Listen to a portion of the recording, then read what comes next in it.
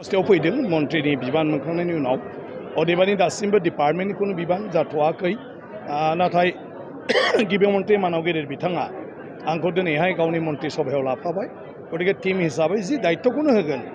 आङो मन्थ्रि हिसाबै बेखौ दा मावफुंलांगोन आरो दिनै आं समस्थियाव फैनायाव आंनि समस्थिनि गासैबो राजखान्थिनि नङै बेनि जायफोर दैदेनगिरि आरो रायजो राजा आंखौ दिनै माने लोगो लाफैबाय लोगो हमफैबाय बरायफैबायबो आरो आं सानो बे मोनसे आंनि राजखान्थियारि जिउआव गिदिर मोनसे मदद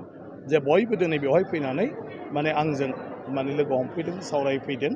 गतिके फैबाय थानाय समाव आं सानो समस्थिजों लोगोसे रायजोनि खामानिफोरखौबो आं मावलांनो हागोन। सार जिहेतु नोंथाङा केबिनेट मिनिस्टार महरै गासै आसामाव माबायदि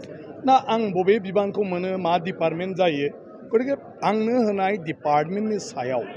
आं गासैखौबो नायनानै आसाम नाङै बेवहाय मा मावनांगौ दं गैया बेखौ नायनानै खालामलांगोन आरो बे डिपार्टमेन्टआव थानानै माबाफोर बिदि दं नामा जेखौ गोदानै मावनो गोनां